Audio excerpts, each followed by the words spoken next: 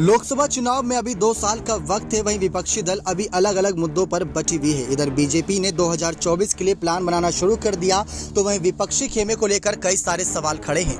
गृह मंत्री अमित शाह ने तो अगले लोकसभा चुनाव में भी पीएम मोदी को प्रधानमंत्री पद का उम्मीदवार घोषित कर दिया है। लेकिन विपक्षी खेमे में इस बात को लेकर सवाल है कि विपक्षी खेमे से किसका नाम यहाँ पर घोषित होता नजर आएगा।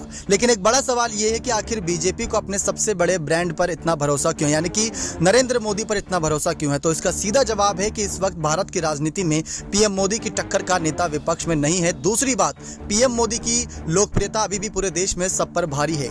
तीसरी बात, बीजेपी में अभी मोदी के कद का नेता फिलहाल नहीं है। वैसे भी भगवा दल अपने सबसे बड़े जिताऊ नेता के साथ मैदान पर उतरकर जीत की लय बरकरार रखना चाह रहा है। इधर आपको जानकारी दे दे, विपक्ष राष्ट्रपति चुनाव से लेकर उपराष्ट्रपति चुनाव तक में बिखरा बिखरा नजर आ रहा था। ऐसे मजबूत मोदी के सामने यहाँ पर कौन ही टिक पाएगा। सवाल ये बनता है कि विपक्षी खेमे से प्रधानमंत्री चुनाव के लिए किस कैंडिडेट का नाम सामने आएगा। साथ ही साथ आपको बता दें कि विपक्षी खेमे के साथ साथ ये भी सवाल निकलकर सामने आ रहा है कि कौन से बड़े नामों पर चर्चा हो रही है।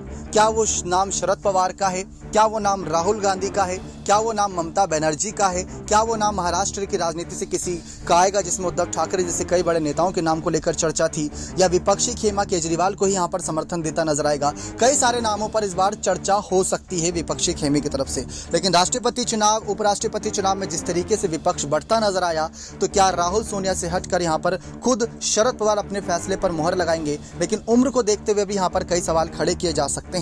बात करें इस समय शरद पवार की, तो शरद पवार जब यहाँ पर राष्ट्रपति उम्मीदवार को लेकर भी चर्चा हो रही थी, तो शरद पवार ने अपने नाम पीछे कर लिया था सबके कहने के बावजूद भी।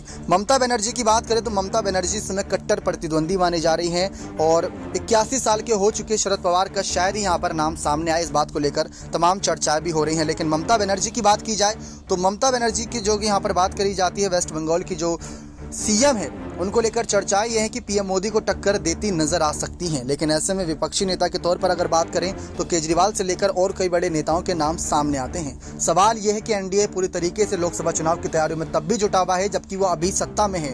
तो ये बात साफ जाहिर करता है कि लोकसभा चुनाव क्यों इतना ज्यादा इंपॉर्टेंट है, क्योंकि विपक्ष एक तरफ है और यहाँ पर पक्ष की पार्टी एनडीए अकेले है। तो इस वजह से यहाँ पर अभी से तैयारी कर रही है बीजेपी पार्टी लोकसभा चुनाव को लेकर। लेकिन इसमें आपकी क्या राय है कि विपक्ष की तरफ से कौन सा बड़ा नेता होना चाहिए? राहुल, यहाँ पर शरद पवार जैसे कई नामों को लेकर चर्चा हो रही है। लेकिन आप अपनी राय खुलकर रख सकते हैं कमेंट सेक्शन में। नेक्स्ट 9 न्यूज़ रूम की